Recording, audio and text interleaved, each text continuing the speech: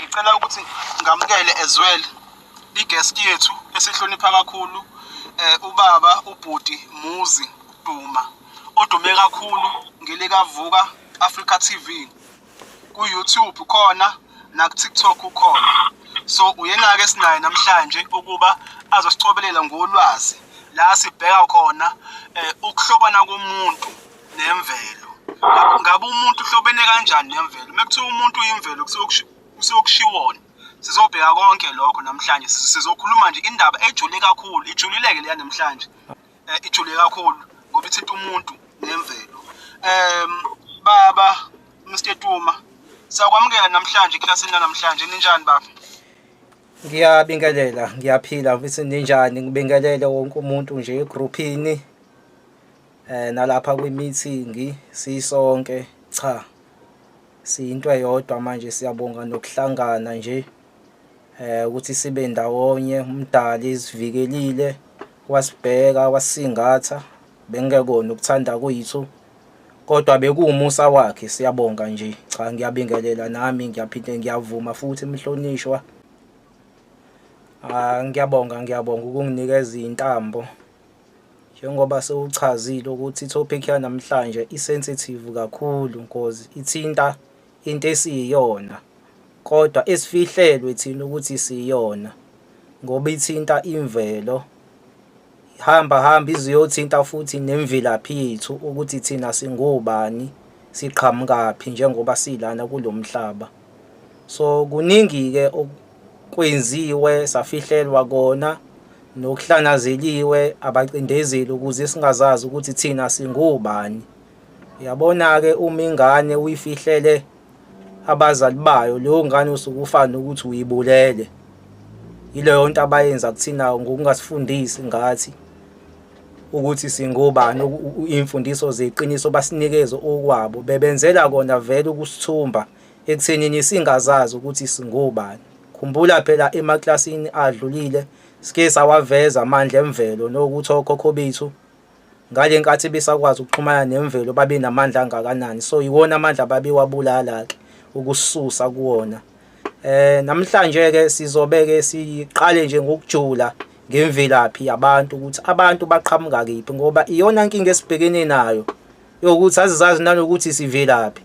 Ngoba umlando wasifundiswa ukuthi thina sakhiwa indoda yomlungu, yaye siyasiphefumulela nakhona futhi kuvela uAdam noEva abelungu, kuthiwa sina siyinzalo yabantu ababelungu, abantu bokuqala. Nakhona futhi kuvela amanye amazwe, ayithintwa nje indaba yase-Afrika. Yabo bakha nje umlando wabo ongelona iqiniso sizwe sakithi. Namhlanje-ke abantu bakithi sizobamangaza-ke ngoba sizoveza zonke imfihlo ukuthi singobani nokuthi basidukise kanjani. Njengenhlala yenza-ke konke esikwenzayo siyake sikuprove. NeBhayibheli nalo sizolithinta ngoba sesasho sathi lapha eBhayibhelini sidukisiwe kakhulu ngemvelaphi yethu. Kodwa-ke at the same time futhi liyakwazi ukukunika iqiniso kokunye ngoba phela abantu baqhamuka emanzini ngomlando wethu wale Africa and futhi abantu baqala lana eAfrica, especially lapha e-Ethiopia, kodwa abantu baqala ngalana-ke nomhlaba waqala ngala South Africa to Ethiopia, ila kwaqala khona umhlaba. Abantu bokuqala babeku kwakuabantu abamnyama. Ngizocela ukuthi ungifundele kuqala sikuveze lokho eBhayibhelini, siqale sidlule lapho kwi-foundation yethu yanamhlanje. Nakhona futhi ngifuna ukuvezela abantu ukuthi sikhele sikangakanani njengesizwe ngoba ezinye zezinto zibhaliwe phansi kodwa thina asiqondi ngenxa yokuthi nathi sibuye singanaki.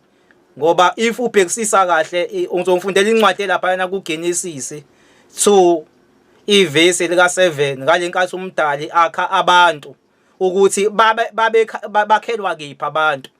Uzohamba-ke wehle njalo uzuyofika nalenza khona imfula ngoba ileso babamba khona ukuthi le mfula ikephi lekukhulunywa ngawo le eBhayibhelini ngoba iqiniso thina siyalazi ukuthi abantu baqala ngalana eAfrica and futhi abantu baqhamuka kwimvelo, baqhamuka emanzini, abaqhamuke endodeni yomlungu. Nabo futhi eBhayibhelini bakubhalile lokho ukuthi umhlaba waqala ngala eAfrica nabantu nemfula yonke into kodwa sizoqale sifunde iBhayibheli sibavezele abantu kuqala ukuthi yonke into abelungu abakudukisa ngayo basuke beyibhalile kodwa bese betwista umlando.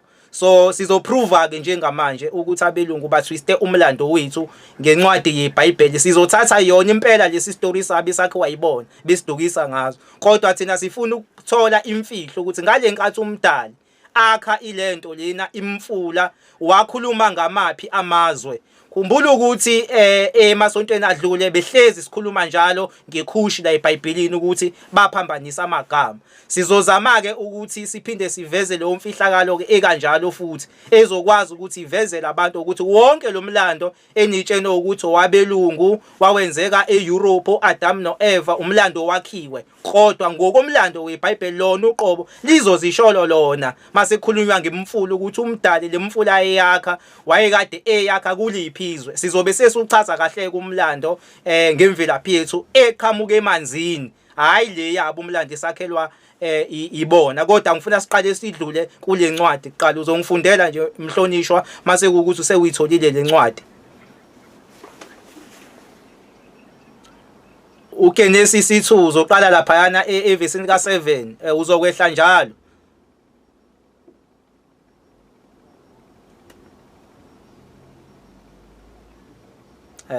Uzoyifunda nje wehle njalo kuzoba kuwena muthanda futhi ungathatha uverse 7 bese usuyothatha naleli verse la akha khona imfula, ngoba esikujahe kakhulu ila akha khona imfula ngoba ayashiwa amazwe ukuthi wayekoti aqala kanjani yonke lo ila sofesi babambe khona.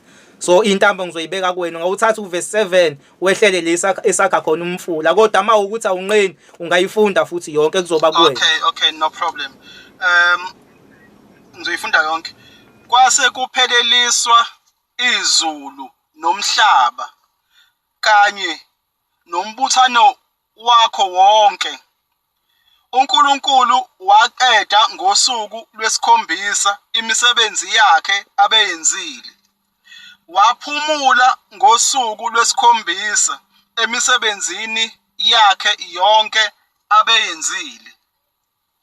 uNkulunkulu wabusisa usuku lwesikhombisa walungcwelisa, ngokuba ngalolo suku waphumula emisebenzini yonke abeyidalile uNkulunkulu.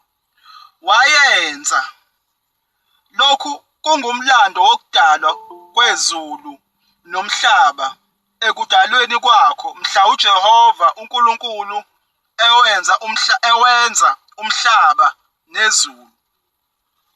Kwakungakabikho sihlahla endle nemifino yayingakamili emhlabathini, ngokuba uJehova uNkulunkulu wayengakanisi imvula emhlabeni.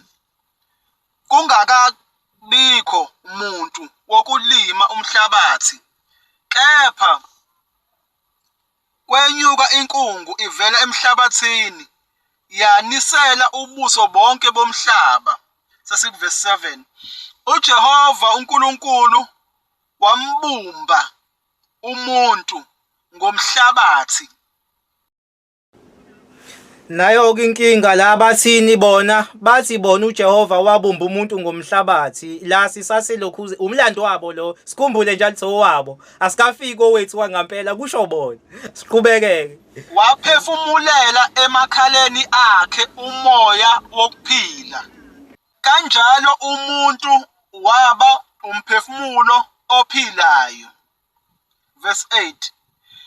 uJehova uNkulunkulu watshala insimu e-Eden ngasempumalanga. Kuthiwa watshala insimu kephi? Ngasempumalanga. Qala ku-underline lokho, ngasempumalanga. Umbuzo ukuthi liphuma ngakephi ilanga, ikephi impumalanga? Liphuma ngakephi ilanga uma usuku libuka nje liphuma ilanga? Okokuqala lokho. Asiqhubeke.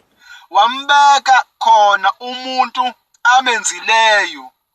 uJehova uNkulunkulu wahlumisa emhlabathini imithi yonke ebukekayo, emihle edliwayo, nomuthi wokuphila phakathi nensimu, nomuthi wokwazi okuhle nokubi.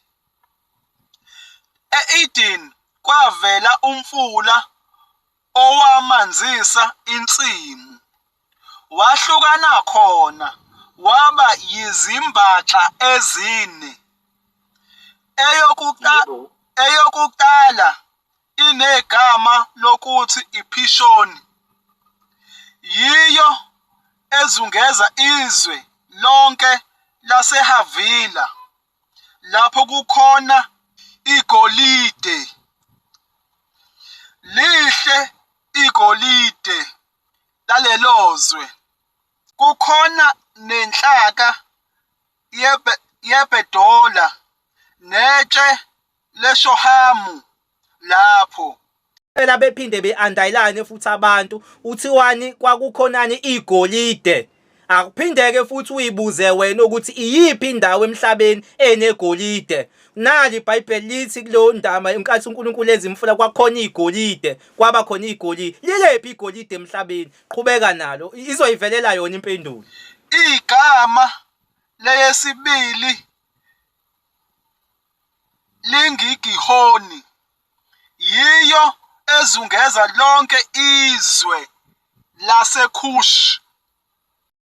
Nazo-ke asesiqedile kuthiwa yiyo yonke ezungeza izwe laseKhushi. Kombe kulamasonto adlula sathi yini iKhushi masikhuluma ngeKhushi eBhayibhelini. Iliphi leli gama elaphanjaniswa? Ngiyacela futhi singasho thina hamba uyofunda iKing James Version bese usuthatha leli verse kuphela ubavezele ukuthi yini. Siyazi ukuthi Ethiopia leyo, kodwa sesiyenzela njengenhlala yenza ngoba khona mhlawumbe ufikayo namhlanje ongeke azazi ukuthi iKhushi eBhayibhelini Ethiopia abaphambanisa amagama. Kodwa ke awukuthathe leli verse ubuke lapho bese uyibhala iKing James Version, iyona ezoyishola ukuthi yonke lento ekukhulunywa ngayo kukhulunywa lana ngomlando owawula eAfrica eEthiopia. Zocela ukuthi ungenzele nje lokho uveze nje kuphela leli verse bebone ukuthi la kukhulunywa yonke lento ekhulunywayo iBhayibheli yayingenzeki kwamanye amazwe, kodwa kukhulunywa ngegolide hamba bese kuyaveza kushiwo ukuthi iyo yonke ezungeze izwe laseKhushi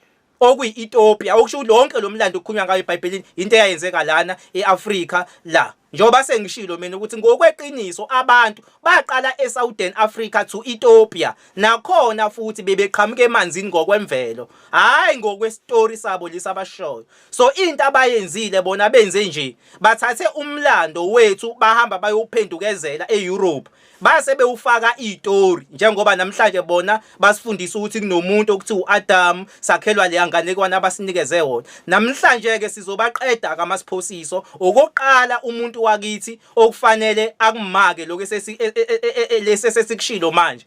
Bangakanani abantu sizwe sakithi abayitshela ukuthi abantu bakhelwa kwamanye amazwe kwakuwabelungu, kanti kuvela lana eBhayibhelini kuvela ini iKhushi o Ethiopia, ngoba bebazi ukuthi vele bona baphambanisa amagama. Sesiyawazi amagama abawaphambanise kanjani manje sekulula ukwabamba. So yonke lento esuke ikhulunywa lapha yana kusuke kukhulunywa ngani, kusuke kukhulunywa ngomlando wala eAfrica, kodwa owantshontshwa usuyiswa lapha yana eEurope manje. Angani yabo uma usubuya ngala ngakuthina sewubuya sengathi kwako wabelungu owakwamanye amazwe, usubuya nestory sabo esasikhandwe yibona esingakaze futhi sabakhona, esaqhiwa yibona le Rome bezosicolonize ngaso bengafuni sazi iqiniso. Yonke into esiphethe lana sizobe sibavezela ubufakazi yonke into abantu. Uma uqeda ukufunda lapha kune video engizowasenda la khona izokhuluma leyo video, ngocela ukuthi ungidlalele wona. Le ekhuluma khona ngemfula njengoba kade abantu sibafundele eBhayibhelini imfula. Ngokwe geography ke manje ngokweqiniso ukuthi leyo mfula ibanjwe kephi, ngoba phela yafike yabanjwa lana eSouthern Africa to Ethiopia. Le mfula okukhulunywa ngayo le eBhayibhelini ayikho enye indawo enale wamfula loyana. Ngicela ukuthi ungidlalele futhi lawo ma video lawo akanjalo, ngizowalokhuza uzowabona nje ufike ungidlalele wona ku screen sakho.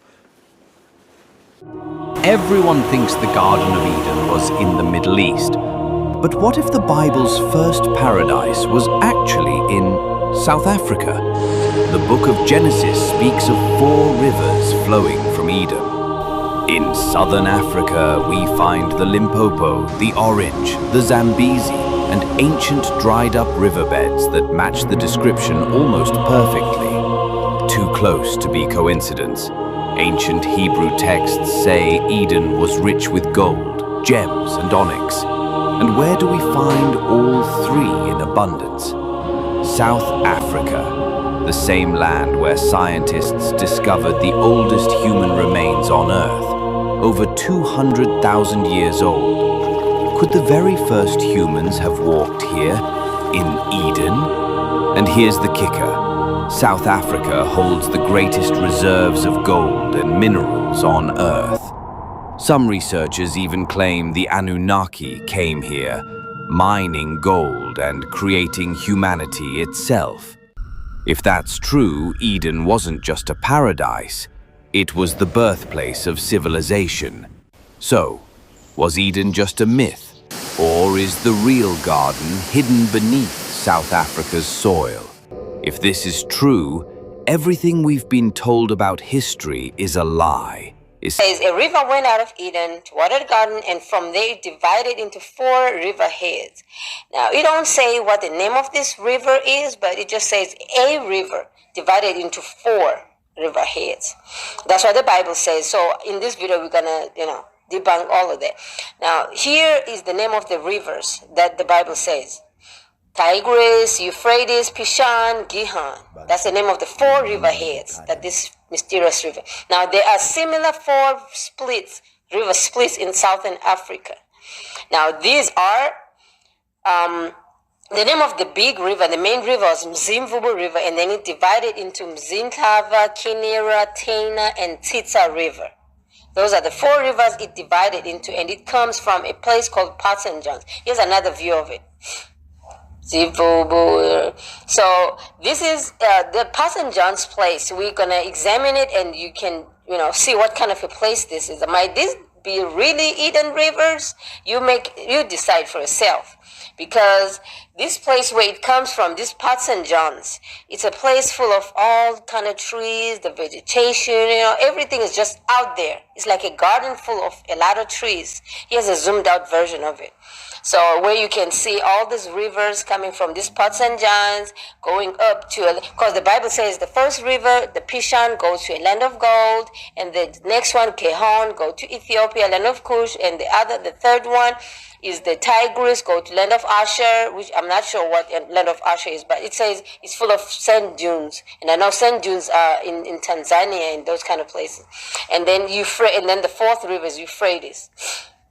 So let's examine really closer this Port St. John's. What kind of a place this Port St. John's is? There it is at the bottom there. So it's really full of a lot of trees, fruit trees, and if you go over there, I've been there, and let's examine really closer. I've been there, and I know a lot of, you just walk around, you see a whole lot of trees, and these trees are just wild there, are just wild, waiting for any, and you can access all this fruit. You go there, you see fruit, you can pick if you want. They're just everywhere. You can see all these people walking around. And some of it is just wild fruit you can't eat, but a lot of them is just like bananas and stuff. It's just fruits everywhere. It's just there, available for everybody. So it's a place that you can think it's a garden. There it is, So you can, think about it. You found, I can say, congratulations, you found Eden. I told you that the history of South Africa is not just a story of gold and apartheid, but of ancient civilizations, lost kingdoms, and a people who refused to break. This is not the history you learned in school, and by the end of this journey, you'll see South Africa like never before. From the ancient footsteps of the first humans to the struggle for freedom against one of the most brutal systems of racial oppression, this is the entire history of South Africa, told like you've never heard it before. Stay with us, because the truth is more powerful than the myths. South Africa's story begins before history itself, deep in the cradle of humankind. Here, over 3 million years ago, our earliest ancestors walked the earth. Fossils like Australopithecus africanus, known as Mrs. Pless, reveal that this region is where humanity itself was born. Fast forward to 200,000 years ago, the first Homo sapiens, people just like us, emerged in southern Africa. These early humans were more than hunters and gatherers. They crafted tools, created rock art, and built spiritual traditions that echo through time. For thousands of years, the San and Khoikhoi people, some of the world's oldest continuous cultures, thrived across South Africa, leaving behind intricate cave paintings that tell stories of their lives, beliefs, and the world around them.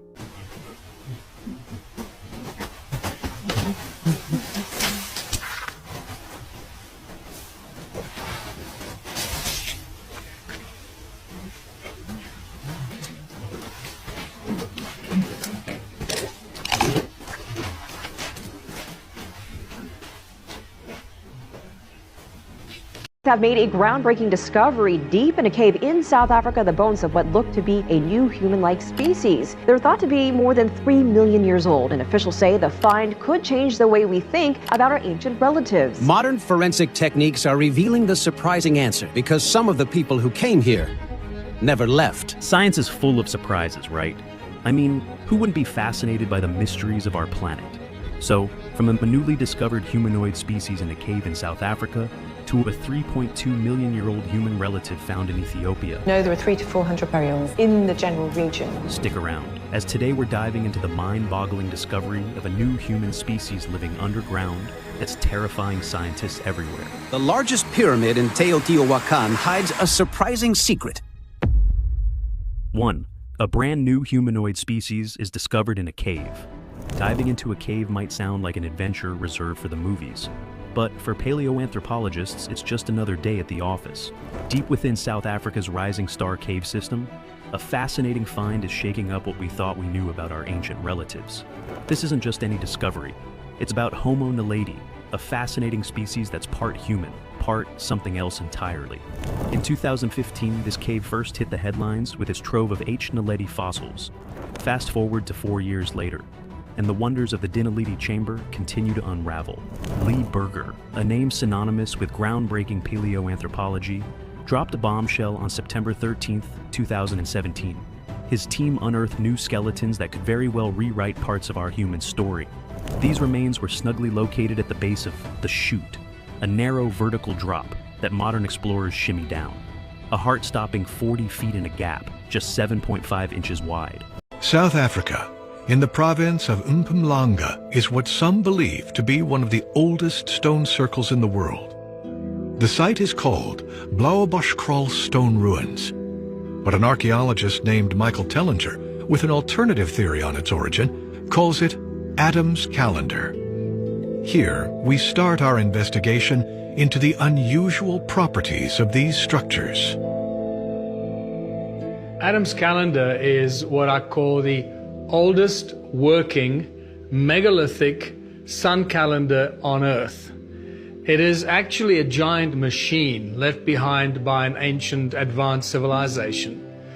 But encoded into the machine is actually a sun calendar. It's a circular structure with two big stones in the middle. Those are the megalithic stones. You can see them as like sort of two metal plates vibrating against each other. It is surrounded by standing stones. The entire structure is perched on the edge of a cliff, a kilometer above the Barberton impact crater, overlooking what are several of the most prosperous gold mines in modern times. It is aligned to the north, south, east, and west. It is aligned with the solstices and equinoxes.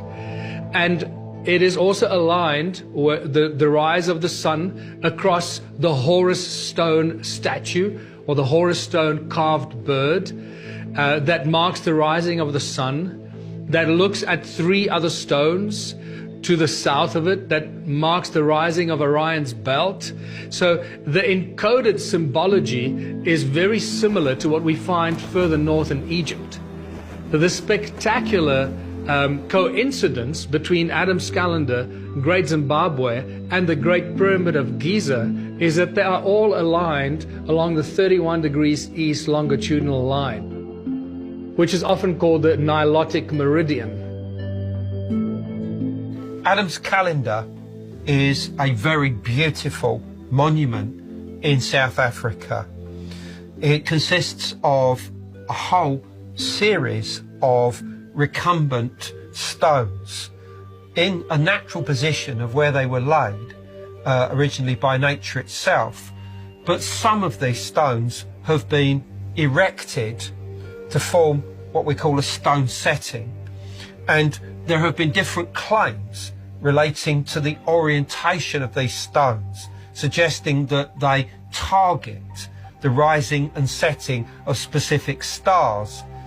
But the problem is that we don't know when this was done.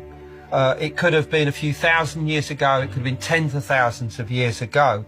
And added to this is that archaeologists do not take seriously Adam's calendar. So despite the enigma surrounding it, there are many unanswered questions surrounding its use and purpose. Most of the research work that happened in 2008 pointed us towards an age of about 75,000 years.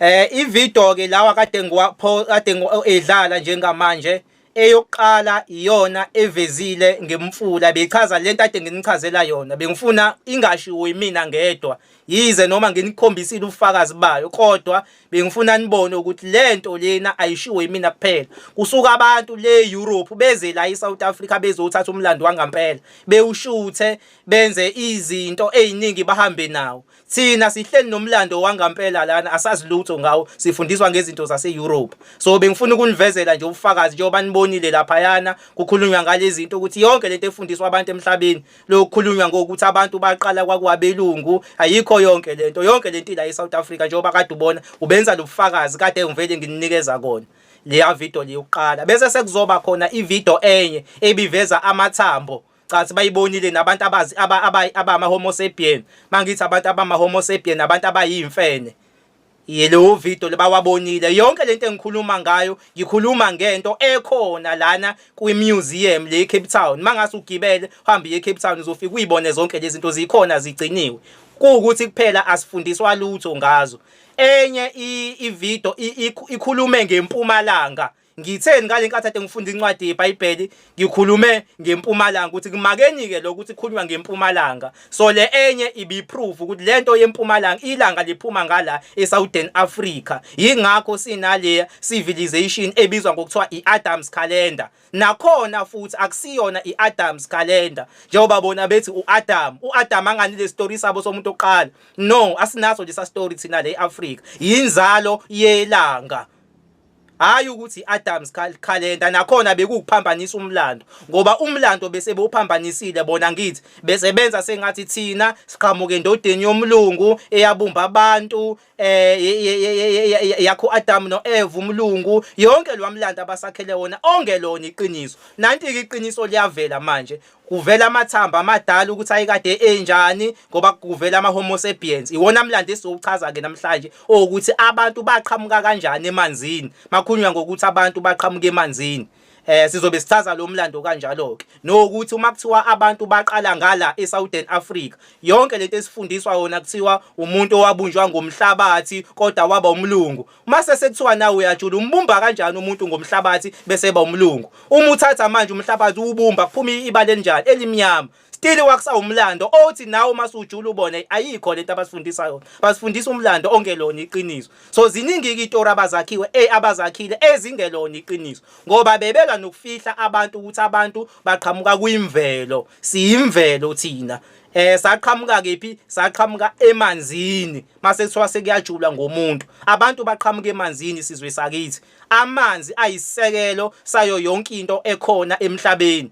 amanzi ngeke ngilinganiseke lento lena kanjena uma uthatha manje amanzi uwabeka ahlala isikhathi eside ubona kuqhamuka izinto eziwonoshobishobi phakathi lokhu inyakaza ubani osuke edale lezi izinto esuke inyakaza lapha akekho kodwa amanzi ewodwa ayakwazi ukucreate ilife impilo angani uyabo so ubunye umfakazi labo ufaka ukubona ukuthi amanzi akwazi kanjani ucreate impilo kwamanzi silinganise ngomuntu futhi wesifazane mesuka eyithwele la kuyena esibelethweni uqala amanzi yonke into kwamanzi ingane ideveloper kephi emanzini nabantu ke bokuqala kwenzeka into kanjalo abantu sizwe sakithi baqhamuka emanzini labo bantu labo babekade beqhamuka from South Africa la la iSouth Africa isisekelo sayo yonke into, umhlaba waqala la eSouth Africa. Ufakazi ke ilo muntu ade ekhuluma kuleya video ekhuluma ngenzalo yelanga ukuthi yonke into iba ne foundation uma izokwenziwa.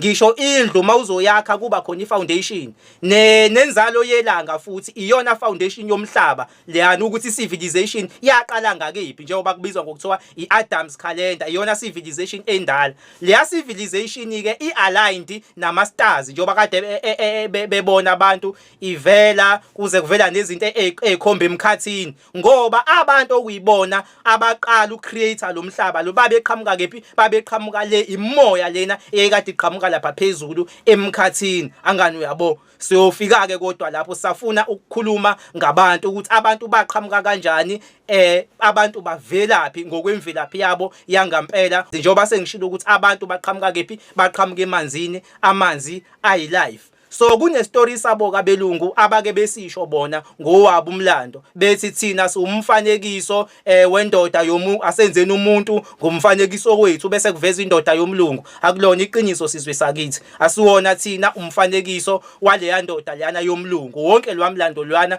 utwistiwe.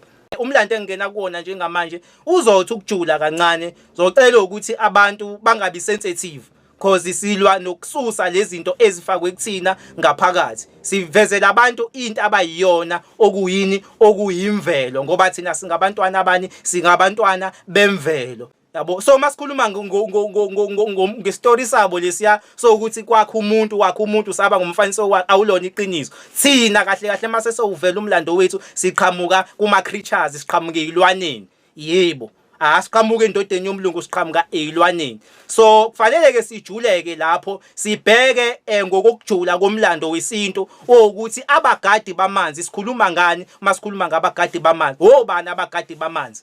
Iziphi idalwa ezigada amanzi? Kunenye ivideo futhi engicela ukuthi ungidlalele wona la okuyiwona asuke sekhuluma ngomlando wasemanzi. Iyo izothusa ke le video ngixolise Nkosi yami ayikho into engizoyenza ngoba umlando wangampela lona ekubalekile ukuthi abantu kufanele bawazi ngoba kufuna bazi ingqithi ukuthi yabaqhamuke emanzini abantu baqhamuka kanje. Idalwa zokuqala nje base ngishilo ukuthi abantu baqhamuke ezilwaneni. Izilwane zokuqala zaqale zaphila emanzini. Ziyini zama creatures kuyilwane njengoba nibona kunontomfish abantu abawofish. Yes kunezidalwa ezake zaphila bengakabika abantu ezazi kanjalo ziqhamuka emanzini. Njengoba ke futhi kuzodlalwa nale video izothi ukuthusa kodwa abantu bangawasabi lama video. Ngizocela ukuthi ungiphinde ungenele kuona ungidlalele wona mhlonishwa lama video lawa amanye asuke veza izinto ezithe ukuthusa kancane kodwa ke abantu bangawasabi ngoba manje sizama ukubanikeza iqiniso ngempilo ukuthi impilo iqala kanjani emanzini. Hayo ukuthi thina saqhamuka la emhlabeni sesabantu kanje sabunjwa sesaba no siqhamuke elwaneni thina. And abantu abaphila kuqala futhi kwaba yini kwaba yilwane. Izone ziphila kephi emanzini. Ziwumfanekiso wasiphi isidalwa ile video lena izochaza yonke into. The serpent, they called her evil, but that's not the real story. In every ancient culture from Africa to Australia, from the Vedas to the Bible she appears. But who was she really? She wasn't Satan, she was awakening itself. DNA, energy, the original life force. To the Aboriginal people, she was the rainbow serpent, creator and guardian. In India, they called her Kundalini, the sleeping energy of spiritual power. In Mesoamerica, Quetzalcoatl brought light and wisdom. But when the invaders came, they rewrote her story. They made her the villain because she taught something dangerous, freedom. She whispered a truth they couldn't allow. The Garden of Eden? It wasn't about sin, it was about awakening consciousness. So they demonized her, burned her temples, and called it religion. But you can't kill energy. Today, the rainbow serpent moves again. Through healers, dreamers, and truth seekers. She rises in spirals of memory and sacred rage in every step back to our source. Because the serpent wasn't evil. She was wisdom itself, and wisdom never dies.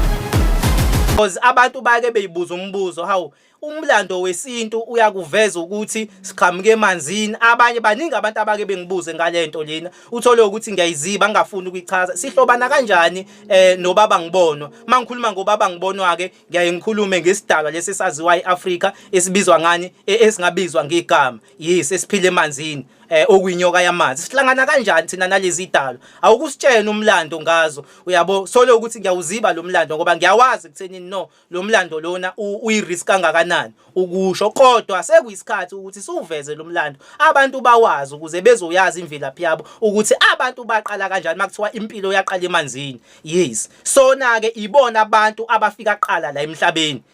Into yabakhona lemhlabeni kwabakhona amanzi nakhona futhi ukuze amanzi ebekhona lemhlabeni aqhamuka pha amanzi siqale ngama ayevelaphi amanzi sizwe sakithi ayevela emkhathini. Uma usukubuka phezulu umkhathi usukubuka amanzi unozala wamanzi inyanga lo ibonayo energy yenyanga iyona eyunozala wamanzi. So amanzi ehla njalo afika azogubhuzelana umhlaba eqhamuka lapha yana emkhathini. Mawusukubuka umkhathi lapha yana usukungaboni njengoba wena usukubona kuhlaza amanzi lasuka lapha.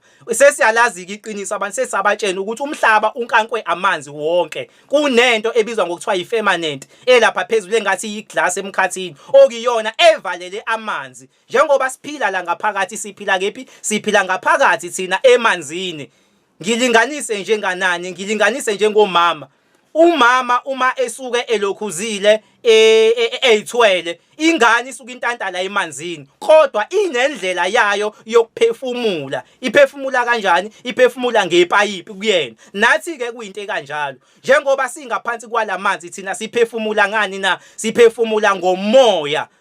Owakhiwa yini lo moya lona wakhiwa amanzi. Awukho umoya ngale kwamanzi. Ukuze kube khona umoya kufanele kube khona amanzi. Okusho ukuthi ke siphefumula ngani? Siphefumula ngoma wethu ngoba amanzi arepresent umuntu wesifazane njengoba kuyayikhulunywe ngoma unomkhubulwane. Uyena osinikeza impilo yokuphefumula njengoba siphila siphefumula kanjena siphefumula ngaye. Umoya uzube khona wakhiwe yini? Wakhiwa amanzi. Bayazi abantu lento yo evaporation yo geography bayazi ukuthi umoya lo uphefumulayo uqhamuka emanzini. Njengoba siphefumula umkhathi usurround amanzi. Lawo manzi kasemkhathini iwona ehlela ngalana emhlabeni wethu angena agubhuzela umhlaba. Eqhamuka ke pha amanzi ayeqhamuka emkhathini.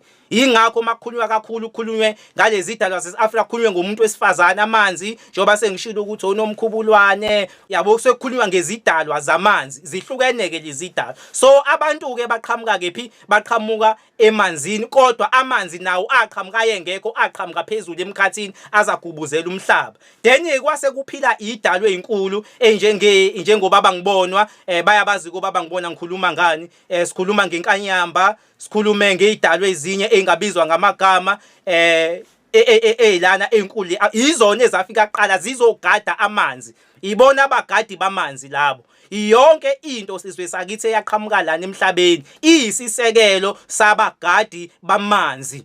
Awuthi ngiphinde futhi yonke into ela emhlabeni iyisisekelo sabagadi bamanzi. So lento lama video engizowadlala manje ngiyanivezela idalwa ezaqala ukuphila. Kwaqale kwaphila idalwa ezikanje. Uthole ukuthi sicishe sibe inyoka kodwa sinekhanda lomuntu. Uthole ukuthi kwenye inkathi kuzophila isidalwa esikanje siwufish kodwa siwumuntu. Kuhamba kwaqhamuka namahlengethwa. Amahlengethwa ayingxenye yempilo eyaqala emanzini. Uma ngase sikutshena umlando ngamahlengethwa, amahlengethwa nawo ayezinye zezidalwa ezafika kudala bengakabibika abantu. Ngikhuluma ngomlando bengakabibika abantu bengakafiki abantu. That these dolphins are not fishes. They are amahlengetho, the saviors. They are people. They have a kingdom under the sea. They have stories that they tell to their children. And they have hopes for the future. We say that they came with their great emperor Wowane from the star called Sirius by the white people many millennia ago. idalwa okuyizona ezokuqala kwaba yidalwa ezasingafani nathi. Ngiyazi ukuthi lento engikhuluma la kuzothiwa ngikhuluma inganekwane, abantu bakuthanda ukukhuluma izinto eziningi, abanye bethu ukhuluma into engeke, kodwa lento engishoyo iyiqiniso. Emhlabeni kwaqale kwaphila lezi ayidalwa, emva kwazo kwase sengenela ezidalweni ezinye futhi ezazikade zifana cishe zibe njengabantu kodwa manje zona ziyinyoka ezinye ziwofishi. So abantu ke baqhamuka babe yisimo esicishe sibe sikanjeyana. La ngizama ukulinganisela khona abantu bezoyibona lento le. Kwadlulela kwaba khona amahlengethwa, kwaba khona idalwa nezinye njengoba kukhona ontomfishi, umuntu owufishi. So impilo yonke sizwe sakithi yaqala emanzini ngalendlela. And isekelo sayabagadi bamanzi idalwa ezafika qala kwaba yini kwaba ubaba ngibonwa. Masikhuluma ngobaba ngibona sikhuluma ngenyoka. Isekelo sayo yonke into ekhona la emhlabeni. Ilwane, abantu, ngisho nemvelo futhi. Uma sikhuluma ngemvelo ihlahla, if usibona kahle ihlahla sumfanekiso wayo inyoka. Ngiyafisa ukuthi ungivezele futhi le ihlahla abantu bezobona ngoba ngenzela ukuthi abantu belibone iqiniso ekuthenini kahle kahle umhlaba wakheka kanjani. Abantu bavelaphi nemvelo eningi futhi yakheka kanjani.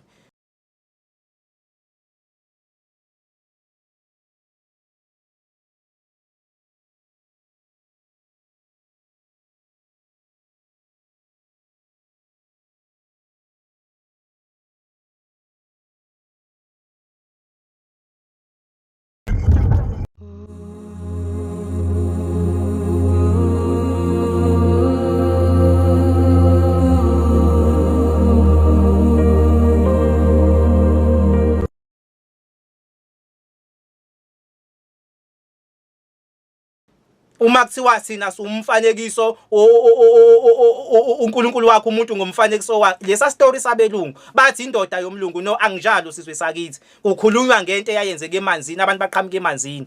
Siwumfanekiso thina wesidalwa lesiya nezilwane ngoba abantu baqhamuka ezilwaneni baqala emanzini babekade beyilwane kuphila izilwane.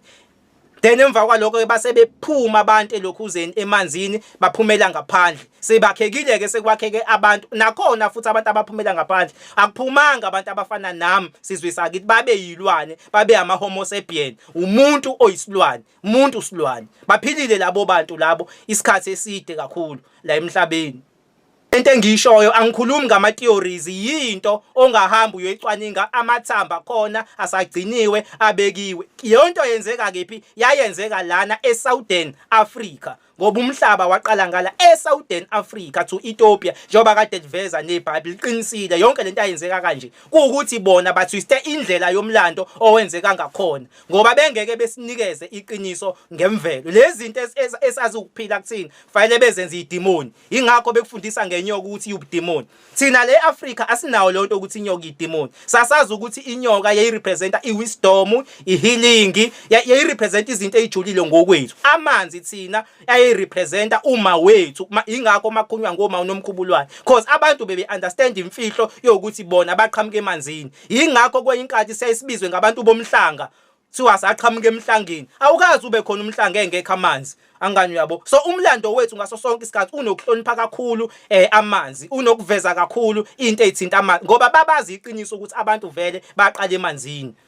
So ke lento ke ikanjalo ke sizwe sakithi uma sikhuluma ngelento lena ngoba bangibonwa uye okuyena onozala wakho konke kahle kahle amanzi. Kodwa ngenxa yokuthi izidalwa amanzi izona idalwa ezafika qala la emhlabeni ezabakhona abagadi bamanzi obaba ngibonwa. Then emva kobaba ngibonwa kwase seqala seqala idalwa ezinye ezaqhamuka lezi ezazinjeyana ngiyade nginivezela.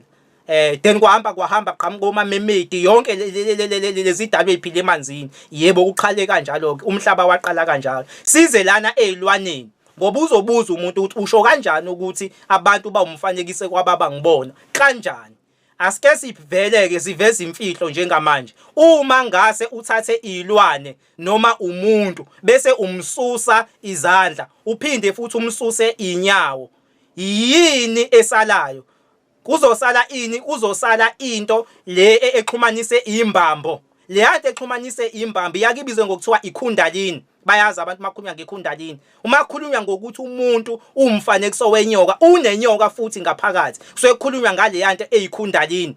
ya uma ungasuthathe njengamanje isilwane ususe yonke into ususi lento lininyawo bese usususa imbambo bese usususa ilento izandla into ewumxhumanisi newumakhi womuntu ile yanto ebizwa ngokuthiwa ikundalini ungangingenela yona kwi-Google mfethu usearch ikundalini beyibone ukuthi sikhuluma ngani ngoba mhlambe mangikhuluma ngeke beze beyibone uyisearch nje kwi-Google uyiveze ikundalini ephila kumuntu ngaphakathi iyona nyoka ke leyo ungahamba uyofunda ngekundalini ukuthi ikundalini iyini ingakho ke kuthiwe izilwane zomfanekiso wenyoka if ubona imfene lana njengoba sesibavezile abantu bokuqala ukuthi bebenemsila abantu bokuqala hayo ukuthi abantu bokuqala babe abantu bebeyilwane benomsila uma ubheka umsila unyuka nayo nalento esengishile ikundalini ufika ihlanga yini ephumayo lapho uphuma yona inyoka exactly umsila uwodwa uyinyoka ngithi bese sengena leli thambo esengishilo ngathi uma ukhipha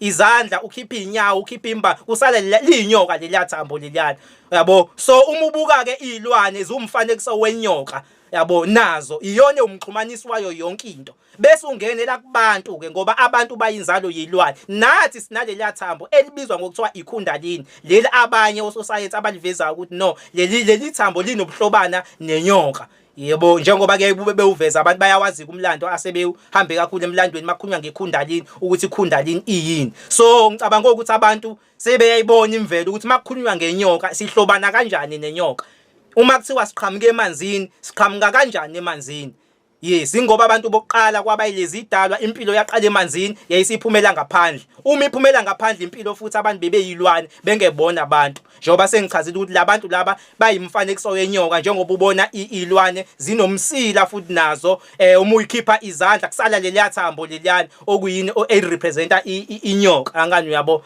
nabantu ke kanjalo banaleliyathambo eliwumxhumanisi okusho ukuthi thina somfanekiso wani somfanekiso wayo ngoba vele if uyibuka ikundalini iyona exactly yabo if noma ungahamba uyofunda ngekundalini uzofike ukuthole lokho ukuthi ikundalini iwumfanekiso wesnake bese futhi ufunda nangayo ukuthi ioperator kanjani lo luketshezo oluphumayo luphuma kanjani bese uyabuka ukuthi akwenzeki nje ubusuku ubona yona ubuka inyoka ke lo suku uyibona bese uyahamba ubuka lezi izithombe lesade ngiyiveza lana zeyihlahla ukuthi izihlahla zomfanekiso wani njengoba uyibona izihlahla zomfanekiso wayo vele futhi inyoka njengoba uyibona izihlahla ziyaye zihambe zigengceza kanje ziyinyoka so izinto eziningi ezikhona lemhlabeni zomfanekiso weyidalwa ezafika kuqala emhlabeni kwangebona abantu kwangeyona indoda yomlungu njengoba sesifundiswa namhlanje iBhayibheli kodwa kwakade kuyini kwakade kubaba ngibone weqhamuka emanzini yes impilo yaqala emanzini yonke cabanga ukuthi leyo pattern sengiyikhavile abantu sebenakho ukuqonda so ngiyafisa ekuthenini ngalokho esengikuvezile manje singakaqhubeki ngike ngiveze imibuzo ngike ngiveze mhlambe abafuna ukubuza because nginesho ukuthi abantu banayo imibuzo eminingi futhi sengize ngayijuba ngayichaza lethu kade babe ngihlupha abantu hayibo salokhu siphupha inyoka sihlobana kanjani nenyoka hayi yini abelungu bathi inyoka idemon basakhela istory ingoba babazi kahle abelungu ukuthi amanzi awumaweni and babazi ukuthi lezi idalwa vele ngeke ungayiphuphi uma ulele because vele lezi idalwa ziwo mark thina ngoba zabaphathi bamanzi nabantu futhi baqhamuka emanzini amanzi awuma uthini angani uyabo ngiyaye nguveze kaningi ke umlando cause abantu bake bedideka abanye ukuthi hayi ngeke wakhuluma ngento ejule kangaka ngoba manje sazi ukuthi leyo nto idemoni ukuthi idemoni into eyafakwa belungu and futhi kunento ekufanele sikhumbule sizwe sakithi ngiyaye ngiathe komunye mangichaza lo mlando athi hayi yini umuntu mayisuke ehambe yothwasa emanzini usuke yolanda amademoni loyo nto ayikho sizwe sakithi umhlaba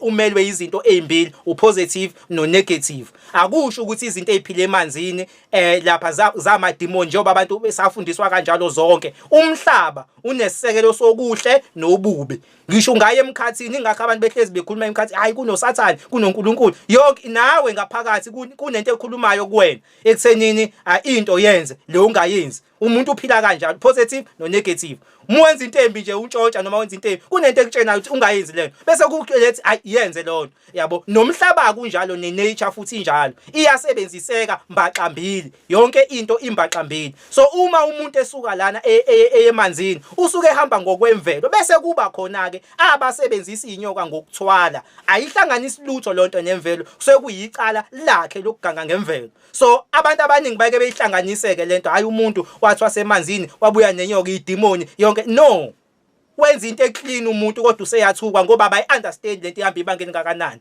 Bese behlanganisa umuntu owenza into ngokungcola wahamba wayothwala ngenyoka. So silimele lapho-ke ngoba asinikwanga iqiniso ngesisekelo sezinto ukuthi izinto nomhlaba umi kanjani, u-operator kanjani. So akusho ukuthi-ke lapha emanzini kukhona amademoni. No, kodwa kukuwe ukuthi wena izinto uyisebenzisa kanjani. Na umhlaba unezinto ezimbili lana. Uyakwazi ukuthi wenze umuthi ulaphe. Uyakwazi futhi bakhona abakwazi ukwenza umuthi babulale. Kodwa akukho emvelweni ekutheni nibulala sasingabulali. So ngizama ukunivezela konke okusemandleni ukuthi umhlaba umbaqambili. Nawe ngaphakathi lakho umbaqambili. Ingakho uphikisana emoya emibili.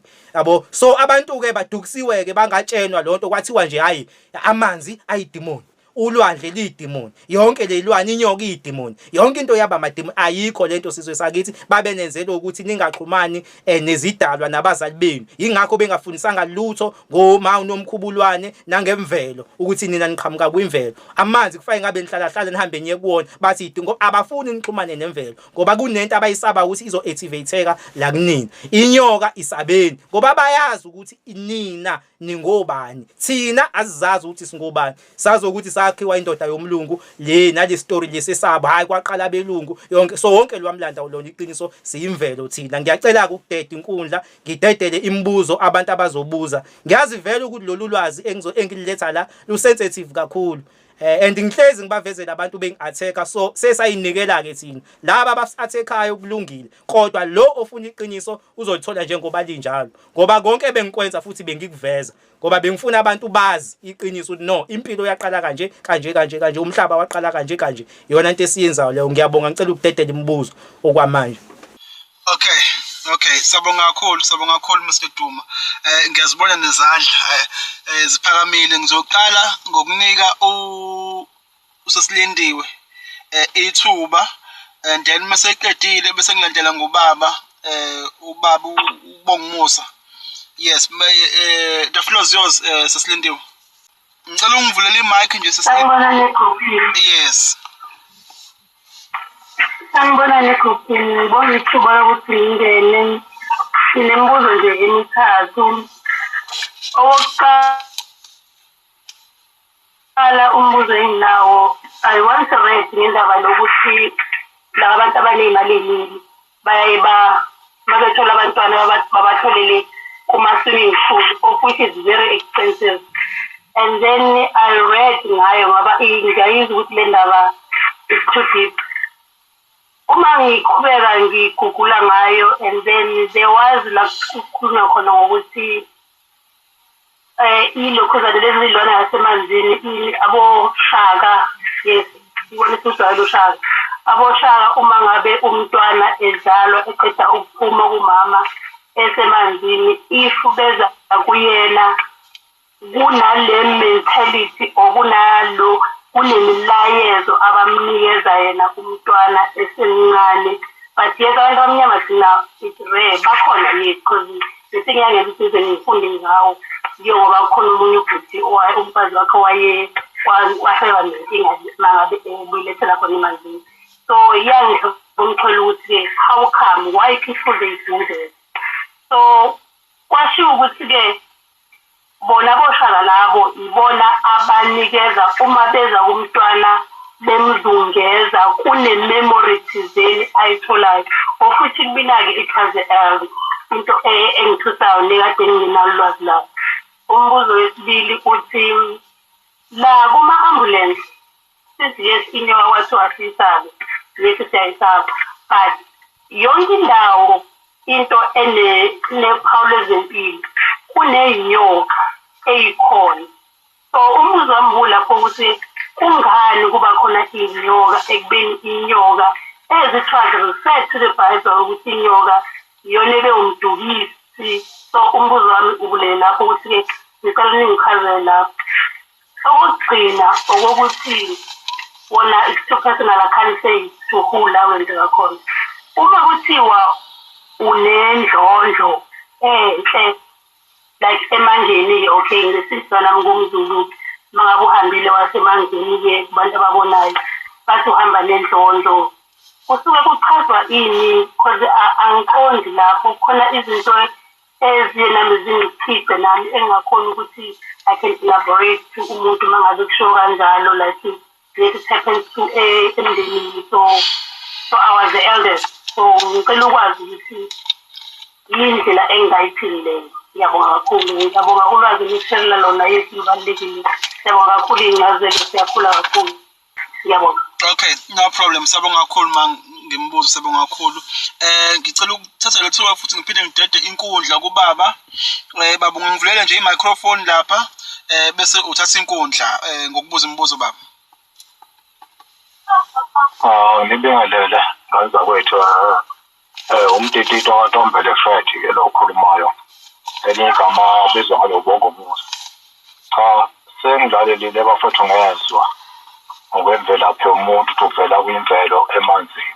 Manje napho ngifuna ukuqonda ukuthi thina asidalwanga kanti sayivelela nje emanzini, hayi sadalwa. Lokuthi sizidalwa sadalwa uNkulunkulu kuyinto engekho yini noma kuyinto ekhona. Uma sayivelela emanzini kodwa ngapha sazi ukuthi sizidalwa sadalwa. Leyo ukuthi umuntu uma esefile ukuthi umzimba lo yobuyela emhlabathini, uphenduka umhlabathi owathathwa emhlabathini, umoya uzohamba uye kwawudalayo phakathi kwalento ekuthiwa kunesihoko nezulu, ukuthi umuntu uma ezeka emhlabeni walahlwa uye esihogweni umphefumulo wakhe, inyama ibiphenduka umhlabathi. Uma ehambe kahle uya embusweni kaNkulunkulu. Ngabe yavela kanjani le ndaba kaNkulunkulu uma kanti thina sayivelela nje emanzini? Wavela kuzilwane, wahamba kwaze kwavela abantu abayizilwane, wahamba kwaze kwaba umuntu olaba sesiyibo ke thina abantu. Kukhona lokuqinisa ukuthi sadala noma ungamanga ukuthi sadala. Mhlawumbe okunye ngifisa ukusho kwabadala ngifisa ukusho lokhu ukuthi ngoba thina inkosi yamalanga sinomlando lapho kuthiwa khona ababecela unoma into esifazane wayecela abantwana kushembe cishe iminyaka yabo-90s ema-70s. Lapha zasho khona wathi udaba lokwakha abantu ezulwini seliphelile, manje sekukhona udaba olubi, iy'ngane seziyozalwa manje ayiseyukulalela abazali, sezoba ngamahuhwa, ngeke zisezwa ngoba udaba obeluradi lokwakha abantu seliphelile, sekukhona udaba olubi. Ngabe mhlawumbe le nkulumo iyaphikisana nalokhu ukuthi thina sadalwa ngamanzi, kanti ngapha futhi iBhayibheli lithi sadalwa ngani? Ngomhlabathi. Nanka amazwe enkosi uShembe futhi athi udaba ezweni luphelile kwakha abantu. Manje nodaba olubi sekuyozalwa iy'ngane ezoba mahlongandlebe zingalaleli. Mhlawumbe yilokho ebengifisa ukuzwa ukuthi uma sifa siyaphi, mhlawumbe nalo kwenyonga. Inyoka nje mina ngiyayisaba uqobo lwayo, ngiyisaba ngishifile. Uma ngabe kanti sibuye sibe umfanekiso wayinyoka, yini okwenza ukuthi sixabane thina nenyoka? Phela Father asixabane. Yilokho nje batawuzile, ngiyabonga. Okay, no problem. Sabonga kakhulu baba, sabonga kakhulu. Ngiyayibona ikhona wena imibuzo. Kulungile baba Duma, ngiyacela ukuthi siyayithatha iningi kakhulu ngoba ngikhohlwa asithathe le u2 ngoba nawo umlando omude ngoba sesifanele siye ngempela sijule sichaze. Okay, no problem baba Duma. Nami ngizokulekelela uma khona la ukhohlwa khona ngoba bengibhala phansi beyibuza ngoba ngibonile ukuthi ikhona. Umbuzo okay, uma uyibhala anginankinga. Yes. Umbuzo oqala lo khuluma ngezilwane zasemanzini ukuthi kakhulukazi zike ithinta ulwazi ezinye. For example, ingane imizungezwe oshaka kuba khona ulwazi oluthize eliba ebanalo. So ubekade buza kanjalo osesilendiwe mhlawumbe ukuthi kuthini ukuphefumula ngalapho lelwane zasemanzini nolwazi kakhulukazi. Asibonge siqale nje ngokuchaza yona kuloko ukuqala. Kuyiqiniso lokho engekuphikiswe. Ngoba even ama-dolphin ubaba uTredo Mutha ubeke kuveze lokuthi ukujula kwama-dolphin nokubaluleka kwawo ukuthi abaluleke kangakanani amahlengetho ngesizulu siwa amahlengetho. Yes. Laba ke abezizwe bayitshela bahlakaniphile ngoba lezi zinto lezi okuyizona ezisinikeza ubuchule nobuhlakani bayayivalela njengoba amahlengethwa ebewavalela. Into abangayazi abantu ukuthi amahlengethwa anobuhlobano okukhulu kakhulu ngathi ngoba ibona abantu kafana nokuthi nabo ngoba thina la eAfrika asinayo into ebizwa ngokuthi isilwane. Sasingenayo leyo nto ifake nabelungu besidokisa. Asinayo into ethi isilwane thina. Ngoba sasibuka ilwane njengoma wethu nobaba wethu ngoba besi-understanda le mfihlo yethu nelwane ukuthi vele nathi siqhamuke ilwaneni. So sasingayibuki into thina njengesilwane kodwa sasikade siyibuka njenge-wisdom ethile. So kune-wisdom ekhona kumahlengethwa. Zonke lezi ilwane enibonayo emanzini kune-wisdom ekhona ekufanele ngabe thina siyayilanda le wisdom kuzona but ngenxa yokuthi abelungu bawufihla lo mlando bebazi vele ekuthenini kungani bewufihla ngoba bayazi ukuthi ukuxhumana kwethu nemvelo nalezi dalo kunezinto ezo-activate-eka la kuthina ngaphakathi egazini lethu. Yingakho ke beyilokhuza beyisusa thina besinikeza i-information engelona iqiniso besenza futhi ekutheni siyisabe ngoba ziwubudimo into eyafakwa kuthina leyo akuyona into ereal ngoba befuna singayazi imvelaphi yethu sihlezi singenabo lobu buhlakani. Yeso usisi ngiyamvumela injalo nje lento iningi kakhulu iwisdom ekhona efe ngabe siyayithola. Yingakho ngize ngigcwalisa nangamahlengethwa futhi ukuthi hayi akukoni lokho akusho kuphela even namahlengethwa futhi into efanayo. Singakafiki kuma ambulance ekuthenini yini kube nophawu lenyoka kunencwadi lapha eBhayibhelini la khona kuthiwani kwa uMoses waphakamisa inyoka. Ezinye izitori kuthiwa walapha abantu kwathi wakenza umfanekiso wethu silenyoka angazi babenze yenzala. Kukhona lezi imlando eminingi eBhayibhelini ethinta inyoka kodwa manje kuvelani kuvela ihealing. Kwakwenzeka kanjani ngoba inyoka iyidemoni yini kwathi uMoses akenza inyoka bese ibhekisa abantu babuke ukuze bephile. Why kwakwenziwani? Yabo so lo mbuza ubuza ukuthi yini ama-ambulance enelento enophawu lenyoka kodwa ekugcineni besifundisa ude ingoba belungu vele bazi kahle iqiniso balibeka phambi kwenu kodwa kube yithina esingalazi ngoba sazi usikwenzakalani ngoba bona iqiniso baliveza balibeke abalifihli kube ukuthi vele basincishile ulwazi. So kusaya lapho ke lento engichaza ukuthi inyoka yayirepresenta iwisdom ukuthina bese irepresenta ihealing futhi into enkulu kakhulu ngokwethu. Yes. Kodwa ke la engifisa ukuphawula khona kakhulu naloko engifuna ukuchaza kakhulu ngoba ezinye zezinto umbuso lo wobumnyama izinto zethu thina zasikade zingcwele ziningi izinto ezizaziyo ukuthi zingcwele kodwa uthola ukuthi umbuso lo wobumnyama uzoyiphendukezela lento bese yenza sengathi lento yayibudemoni nje. Sibala ini? Sibala inyoka, sibale inkanyezi. Yabona namhlanje inkanye emakhuluma ngenkanyezi maye babona uphawu lenkanyezi abantu entweni hayi isathani ziphi i-Illuminati ngoba nazo lezi impawu eziningi ze-Illuminati abantu bangathuka ukuthi bazi intshontsha la eAfrika zatwistwa. So bebefike bethatha izinto zethu bese beyisebenzisa ngendlela yabo yobumnyama. Uma sebeyiveza bona bese beveza sengathi kwakuhlangothi lokumnyama kanti ekade ingachazi lento abayivezayo bona. Enye into abayenzayo futhi leyo ekuthenini besilimaze nje umqondo khona sizoyisa lezi zinto lezi. Yabona uma ukhuluma nefiyo into uyayisaba kanti usaba into ongafanele ngabe uyayisaba. Babenzela lokho into ababenza ngamabomu. Ingakho ke sikule situation yokuthi lezi idalwa lezi siyayisaba engafanele ngabe thina asiyisabi ngoba safundiswa sibancane ukuthi vela amademoni yabo.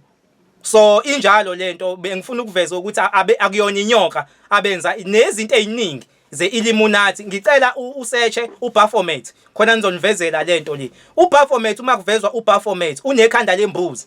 uBaphomet unama stars eceleni kwakhe yabo. Unalezi zinto lezi zesintu kodwa manje usathana.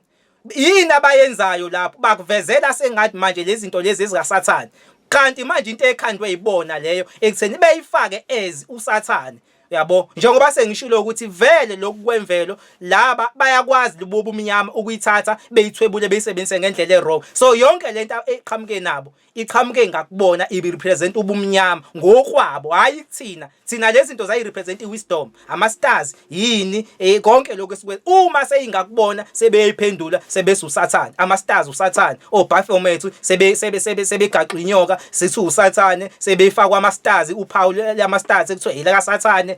Yonke lento la kuthina eyayigugu bayiphendukezela bona bese sibuya ngakuthina kube sengathi usathane khona sizoyisaba lezi zinto lezi.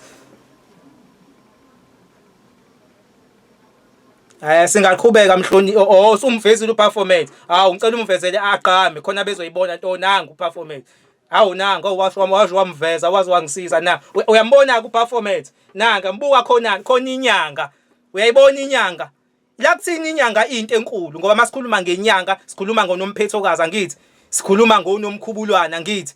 Sikhuluma ngenzala abantu angithi. Iyo yenza kwakhona amanzi. Kodwa buka namhlanje isibekwe yayobekwa lapha kusathana. Masikhuluma ngama stars. Yonke lento eyimvelo eyigugu kuthina bona bayisebenzisa ngendlela yobumnyama. Angani uyabo, so kuningi izinto ezihlanazeliwe thina esicabanga ukuthi ezobumnyama kanti vele bayintshontshala kuthina basebeyifoma za representa bona. Yiloko ebengifuna ukuveza. Ngiyabonga usungisise bayabona ngisho inyanga kuvele kwaqhama yona sikhulumile nje iyodwa. Ayikaze ya represent uSathane inyanga la kuthina kodwa namhlanje nayi sibe kweduze kaSathane. Ikombe bekuyimupho omunye umbuzo ilo we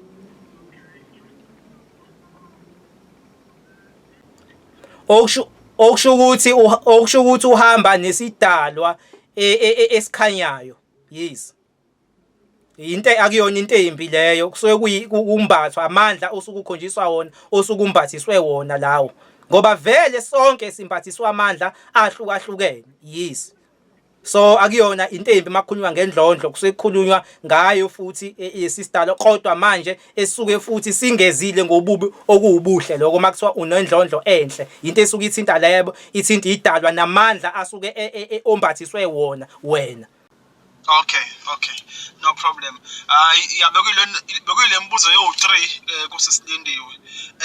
Bekade ngithi ngifuna ukufakaza nami le amahlenge ethu ama dolphins ukuthi ayavezwa as izilwane ezinolwazi oluphezulu kakhulu. Ngiyakhumbula nobaba uCradle Muthe ekhuluma ngawo ukuthi ama dolphins when it comes to information and knowledge ayiphethe kakhulu njengoba kuyizilwane zasemanzini. Ngicela ukuqhubekela phambili komunye umbuzo obuziwe. Ubaba ubuziwe la indaba yokudalwa because kuthiwa umuntu wadalwa uyisidalwa. Kanti ngalana kuvela ukuthi simvelo noma savela ngoba futhi ukwabuza nanokuthi mekuthiwa wabunjwa umuntu noma kuthiwa umuntu uthuleni inhlabathi enhlabathini kanti kusuke kushiwo kuphi. Yabo, so ukudideka kolapho ukuthi ikona kuphi mhlawumbe phakathi kokuvela nokudalwa. Mekuthiwa inhlabathi enhlabathini sekushiwona futhi ezwe njengoba kuthiwa umuntu wambuka ngenhlabathi uNkulunkulu wamphefumulela. Ubebuza lo mbuzo baba. Ngiyabonga mfowethu, kuzofanele sibheke imfihlo ukuthi masikhuluma ngomdali eAfrika sikhuluma ngani sizoyithola impendulo. Ngeke ngichaze njalo ke lento ukuthi masikhuluma ngomdali asikhulumi ngendoda yomlungu lesengikhulume ngayo, sikhuluma ngemvelo ngomoya. Sikhuluma ngenature. EAfrika umdali wayebukwa njengemvelo. Kwakade kubukwani? Kwakade kubukwa inyanga, kubukwe ilanga. Bese kuthiwa uma wethu nobaba wethu okuyimoya omveli kuqala. Njengoba sake sawuchaza umlando ukuthi lapha yana elangeni kuqhamuka idalwa ezinkulu sathinta omveli kuqala osomandla saye sawuchaza lo mlando loyo. Kodwa angifuni ukubuyela lapho kakhulu. Angayithola ivideo yami previous esukichaza ngalomlando ukuthi uNkulunkulu sasimbuka kanjani. Thina la umdali eAfrika simbuka kanjani. Sasimbuka njengomoya ongaziwa, ongadwetshwa, ongakwazi ukuthi umlungu noma okuyichilo futhi ukudweba. Yingakho nakhona iBhayibheli okuthiwa uNkulunkulu akadwetshwa ningadwebe kuyimfanekiso yasezulwini. Asikwazi ukuyidweba umoya ngoba eAfrika umdali wayebuka njengomoya wemvelo. So kwangavumelekile ukuthi size simdwebe njengoba nali iBhayibheli lisho So sikhuluma ngomoya kodwa lo moya lona wawukwazi ukuthi uphakame kuba prophet umbatha abaprofeti ngoba umoya usebenza kanjalo ingakho uthole ukuthi mhlawumbe kunabantu uthole ukuthi mhlawumbe umuntu wesilisa kuthiwa hayi umbethe umoya othile umncane uyingane or umuntu wesifazane umncane kodwa manje ubizwa ngogogo yini abizwe ingoba umbethwe umoya wezalukwazi nomdali eAfrika wayebukwa njengomoya ongaziwa ongadwetshwa ongabonwa sengikhulume kakhulu kodwa ngaloko mayufuna ukufunda lokho angaya kuma previous videos la ngichaza khona ngomdali ukuthi umdali eAfrika sasimbuka kanjani yes kwakuba umoya okwakuyi nature.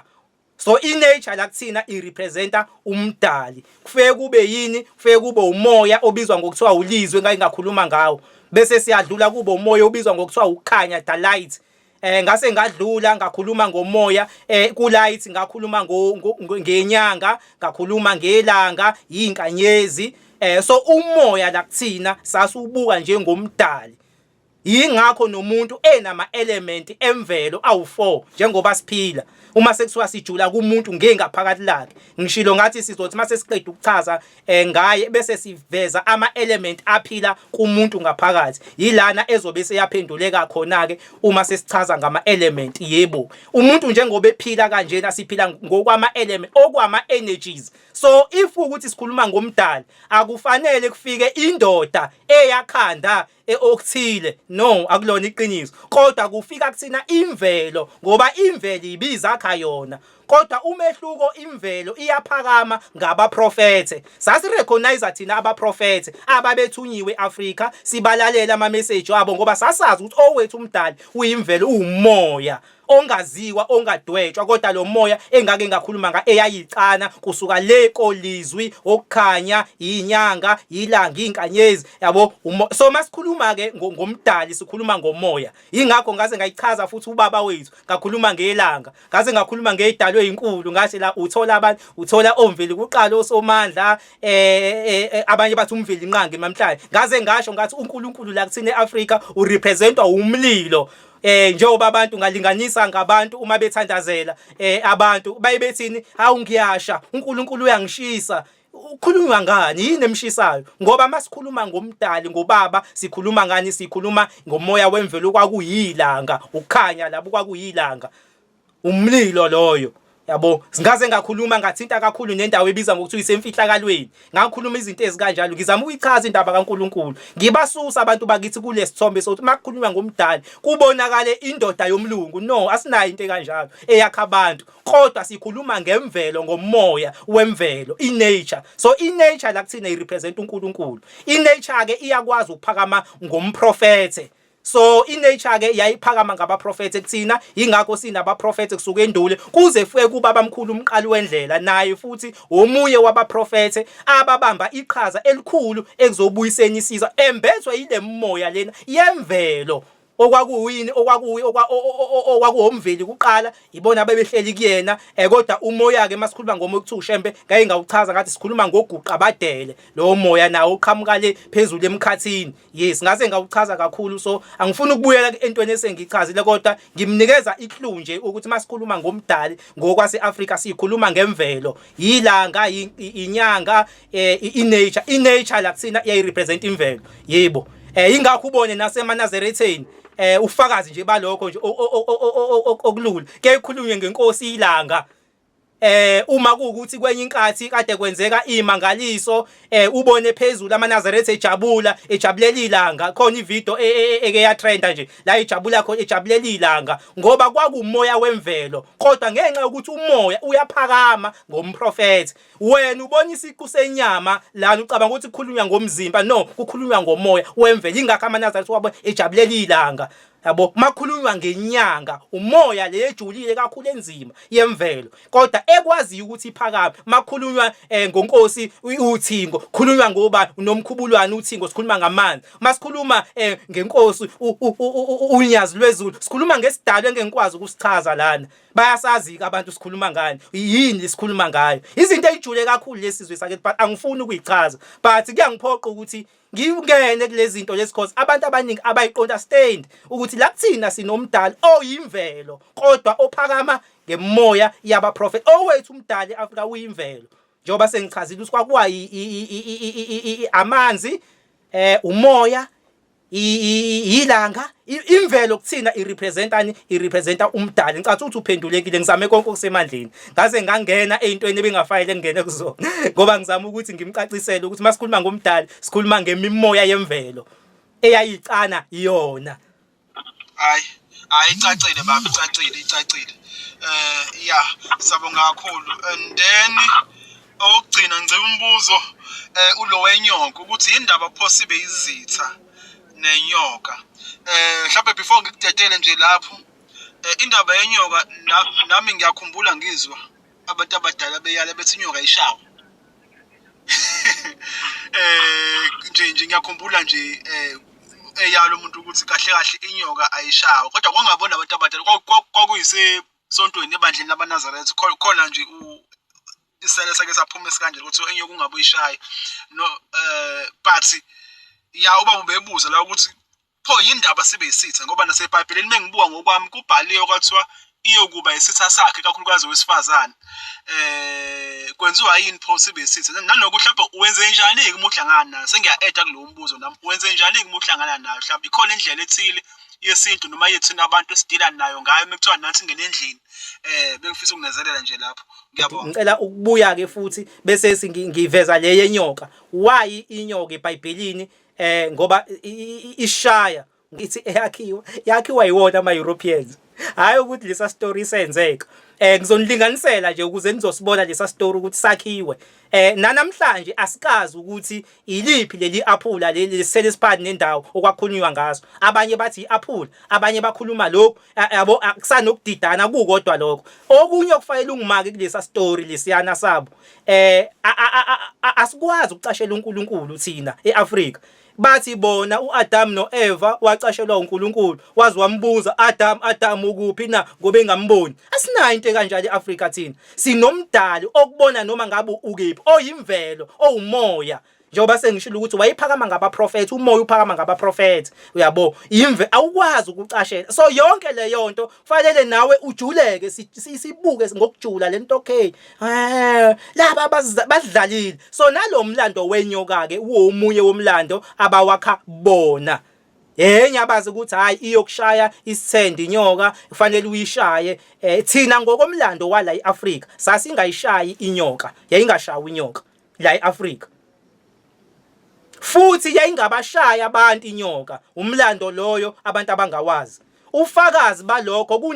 nangasekhaya kunendawo la khona kunenyoka enkulu kabi ayikaze yaze yashaya umuntu idlela lento eyidlayo ayikaze ishaya umuntu ngobani asikaze sikaze ukuyishaya so kahle ithina esiqala ilwane esishaye bese nazo ziyayivikela ngoba sazi ukuthi inyoka kuleyo ndawo ayishayi umuntu siyayisibuke nje noma uhlangana nayo ihambele iye lapha izidlule kodwa make nazama ukuyishaya nahluleka uyayibona ukuthi ngifana noba so abelungu ke baqhamuke nestrategy so ukuthi sibe yisitha nemvelo okuyini okuyinto ejulile kuthina bafaka le system yokuthi ilwane asishaye okuyichilo ngokwethu kwaseAfrika zasingashayi nazo futhi ilwane zazisihlonipha ngiyoba sengilinganisile mhlambe nawe nangakini ikhona indawo eniyazi ukuthi kunenyoka yakhona kodwa ayishayi umuntu yabo kodwa uma ke inyoka nayiqala nayishaya nahluleka ahanjwa kuleyo ndawo okusho ukuthi inyoka ayimsukela umuntu wena oyisukelayo so abelungu ke ukwakha le theory yabo nalemlando yabo ukuyiletha la kuthina bebesiqhatha nemvelo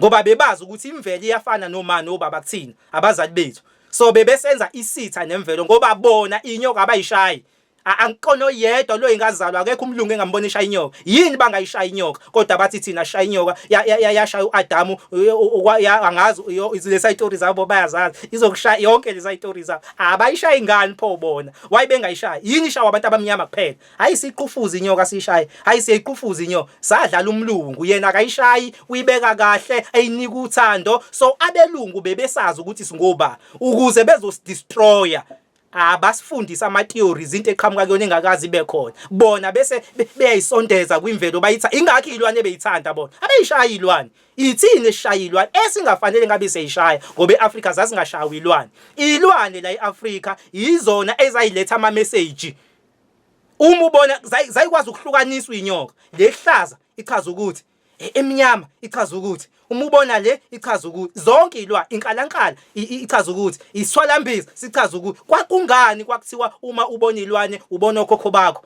Yazi ngabatshena imfihlo mina abantu ukuthi kunabantu ababuyayo ngale emkhathini bezohlala nathi ngesimo sezilwane bembatha imoya yezilwane.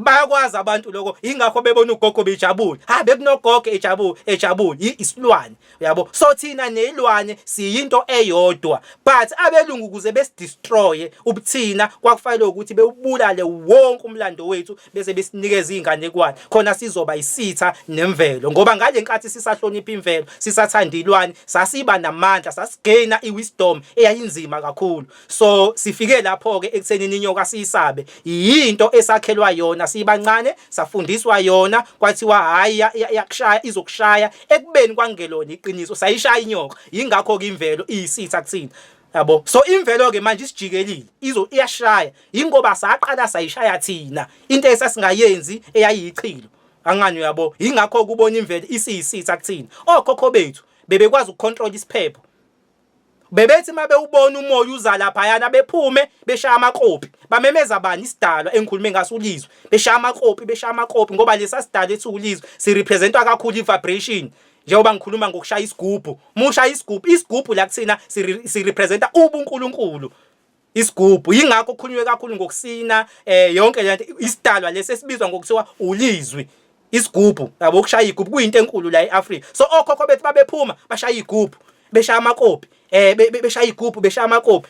Isiphepho siza sinzima siye ngokwehla size siphele. So okhokho bethu bebekwazi ukucontrola iweather. Akekho umuntu owayebulawa imvelo ngalezi ikhasi abelungu bengakafiki. Uma ubaba ngibonwa ezophuma ezibeni wayexhumana kwakufike thina sibe abaprofeti bethu bahlukene asinayo kodwa kahle ngizozama ukuyinaba lento khona abantu bezoyibona. Thina sinegaba ezimbili sifike sibe nezithunywa zezwe okwakuabantu namhlanje babizwa ngabaprofeti izithunywa zezwe ababembathwa yile moya kaMdali uzoqoqa isizwe. Bese siba nezithunywa zeyigodi bona babenzani babexhumana nalezi idalwa lana uthole ukuthi makuzokwehla intembe esigodini ithi inkosazana akwenziwa ukuthi namanje lento engikhuluma ngayo isenziwa kwezinye indawo insimbi kaNomkhubulwane imoya ibikwazi ukuconnecta nokhokho bethu. Even noma kuzophuma ubaba ngibonwe emanzini ubekwazi ukuvela koyedwa asho ukuthi ngizophuma yenzani kanje sasingabulawa ama natural disaster. Namhlanje asiconnectene nalutho siyisizwe sifile ngoba sathatha izinto zokuhamba salahla imvelaphi yethu. So ingakho kusibona sikule nkinga esikuyona njengamanje ngoba sazi lahla thina ngokulahla ubuthina imvelo anganya kodwa sisancike emvelweni sasiqonda lento singakayithuki inyoka sibize ngamademoni isingakayishaya izilwane sasine wisdom eyinzima sisabuka umdali njengomoya sihlonipha abaprofeti. Namhlanje umprofeti akaziwa nokuthi uyini yabo. Ufakazi balokho indlela ubaba mkhulu ahlupheka ngayo emhlabeni yabo ezama ukusiza hayibo impilo inje kanje buyelane endalweni hayi nina naniphila kanje hayibo hambani ngeenyawo ngoba wayi understanda imfihlo yethu nemvelo shiyani inwele yabo. Engikhulume ngazi inwele ngelilanga ngasho ukuthi izona esikwazi ukuxhumana nazo ngemvelo inwele. Ngokomthetho umuntu eAfrika wengaligundi ikhanda ngaze ngalinganisa ngokuthi uma uhamba endaweni enomoya omubi imvelo yayikwazi ukukuthayimisa ngokuthi kushwaqa inwele ujike ubaleke usuthayinisiwe ngeinwele. Inyawo thina kwangafanele sifake icathulo bayasikhatha fanele sithinte umhlabathi lonto ibizwa ngogrounding. Ushembu yabatshe buyelani kulezi zinto lezi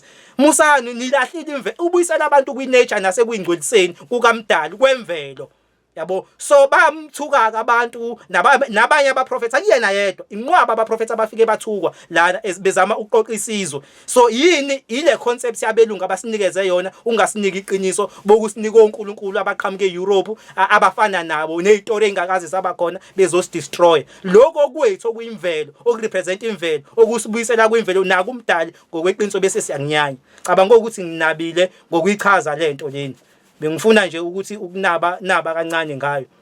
Hayi icace baba Mduma icace ba njengamanje sisalele u10 minutes yeah but ngiyacabanga ukuthi imibuso sekhave yonke ebikade ibuziwe sesikhave yodwa sesikhave yonke njalo. So ungaqhubeka nje baba mhlawumbe sibone ukuthi kulo 10 minutes sigoqa kanjani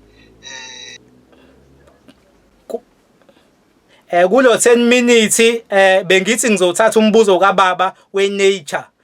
Uma kuthiwa umuntu nomhlabathi ngesakwazi ukungena labo ngizoyicela ukuthi siyifake ibo part 2 ngoba ikhona impendulo bevele ngizongena lapho ngokwama element ethu ngaphakathi ngoba kubalekile ukulazi ingaphakathi lethu ukuthi uma kuthiwa imvelo iphila kuthina ngaphakathi chaza ukuthini. Nakhona futhi bengikade ngihlomile ngiphethe izinto engizonikhombisa zona sikhulume ngeumqondo uyini sikhulume ngekhanda sikhulume ngamathambo ayini amathambo kuthina sikhulume ngomuntu kodwa ke isikhathi siyaphoxa njengenhlala yenza but uzokwenziwa upart 2 na baba ungadini siyokuchazela yonke into uzoyibona umbuzo wakho nje ikhona impendulo yawo sizochaza besivele siuphethe sisongena lapho kodwa ke sekuzoba uhlelo oluzayo sokwazi ukuthi singene lapho nabangakwazanga ukubuza futhi ngicabanga ukuthi isikhathi sesisincane nami ngeke ngisakwazi ukuqala lo mlando ukungena kuwona sesingawenza kube part 2 isikhathi sesisincane kakhulu. Okay, no problem. Siyabonga kakhulu. Mhlawumbe nje ukhona ofisa ukuphefumula kulamanenjana endlini ofisa ukuphefumula. Okay. Yes Mr. Ntombela.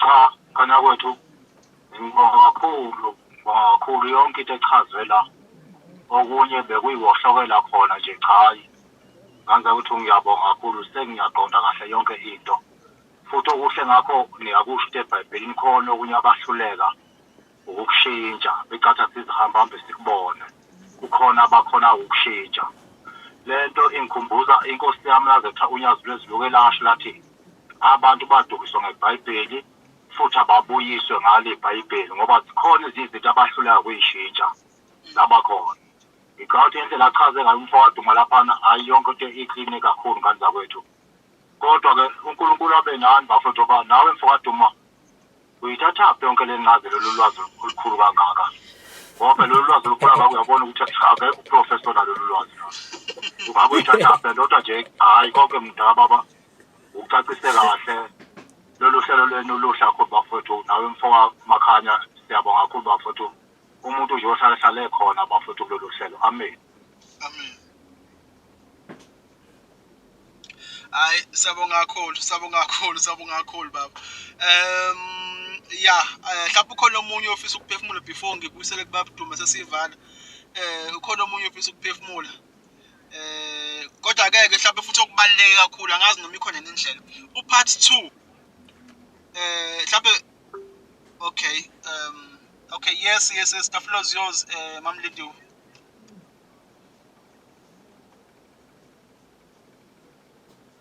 Futhi ngicela ukubuza ukuthi ngiyanizwa niyangichazela ngiyadideka kakhulu ngibuye ngathi ngiyacaciseleka kwezinye indawo okay ubungoma buhlangana kanjani angazi ukuthi ngizoyibuza ngithini but ake ningicacisela ukuthi ubungoma nomdali nemvelo nami ngibuye ngibe nokudideka lapho bese kuzoba nayi lena enye le yama-element kukhona le angazi ngizothini le i-numerology uma kuthiwa i-element yakho it's fire khona kuhlangana kanjani angazi na ukuthi ngizoyithini kodwa nje ngicela nithi ukungicacisela nje kulama element it's water it's earth it's air water and then bese kuzoba ile numerology nama element makuthiwa element yakho it's fire bese uyisa ngapha ebungomeni understand khona nginokudideka okukhulu nje okuye kube khona lapho ake ningicacisele ukuthi how evil ubungoma or is it a good thing where are we leyo lasengidideka khona kakhulu ngiyabonga. Okay No problem, siyabonga kakhulu. Yeah, mhlawumbe kodwa ngizozwa ngayo babuduma kule ama-elements because ngiyacabanga ukuthi mhlawumbe izongena ku-part 2. Ngiyacabanga ukuthi izongena ku-part 2 but mhlawumbe kungaba ile yobungoma babuduma just nje ukuthi wahla nje lapho kule yobungoma ukuthi ngabe uhamba kanjani futhi nanokuthi uhlangana kanjani namanzi nako konke lokho. It's a good thing or a bad thing because siyathola ukuthi vele nathi imvelaphi yethu iyasikhomba emanzini and idalwa ezinye zitholakala emanzini as well. Mhlawumbe ukuthini ukuphefumula kwakho babuduma nje lapho ngendaba yobungoma kakhulukazi. Ngiyabonga. Ngiyabonga le ama element ngicela ukuthi sifake kulento lena ku part 2. So ngiyacela ukuthi usisi noma uma ukuthi angazi ukuthi ngizothini abe khona ohlelweni ukuze ezothola umbuzo wakhe naloku futhi bobungoma buhamba ibanga elide kakhulu ngoba uma sizokuchaza kofanele siqale impandeni umngoma bese siyabuhlahla ukuthi kwahamba konakala kanjani ngoba u30% namhlanje ubungoma u70% akubona ubungoma sekuyiyona imoya obumnyama so kufanele siyichazeke nayo asikwazi ukuyichaza kulesi sesincane kake lo 3 minutes osele ngicela uyibhale phansi futhi nayo ngizofike ngiyibhale phansi sizoyiqala empandeni sinyuke nako ukuthi iyonakalapi iyini iqhamukapi imoya eyangena konakala kanjani so yisho yonke into ayikho into esoyishiya. Okay, no problem. Ngiyacabanga nami ukuthi i-right impela kanjalo ukuze kuphenduleke kahle. Ayikho inkinga baba, ayikho inkinga, i-right impela kanjalo. Ngizoyinotha down. Yeah, ngiyacabanga ukuthi baba mhlawumbe ngabe ukusho amazwi okuvala, ngiyacabanga ukuthi hayi azikho izandla eziphakamile. Bese kuba ukuthi sayivala inkundla. Mhlawumbe amazwi nje okugcina nje baba. Sesivala. Ukuvalelisa ukuthi engathi bangalala kahle bonke abantu bakithi wiloko nje kuphela. Ngiyabonga ukubukela le video ejulile kangaka. Ngiyacela ulike usubscribe noma uqale uba khona kuleli khasi bese siwuklikha nebell ukuze uzokwazi ukuthola wonke ama-video azolandela. Ngiyacela ukuthi abafisayo ukuba uhlelo leclass elizayo elizoba ngoMonday ngicela ukuthi basebenzise le number ebhayizayo lapha phezulu escreenini bekwazi ukubhuka kuba u35 iclass eliqala ngo7 to 9 liba u2 hours uyakubhuke and then Monday bese usuthola ilinki kulula nje uma usuyithintile leya number leyana uzoregister then bese sewuyabhuka kulo mfowethu obukhuluma naye uzobe sewuthola ilinki leyo link ungena kuyona nje ku WhatsApp sendelwe ilinki ku WhatsApp ungena kuyona mawusungenile kuleyo link iyona ikuthatha ikufake phakathi kwi-meeting kulula nje akona umdandi wena ukulokhu uze ku WhatsApp ubhuke and then bese sewuthola ilink iyona ongena kuyona then bese usuba ingxenye ke yohlelo. Ngiyabonga.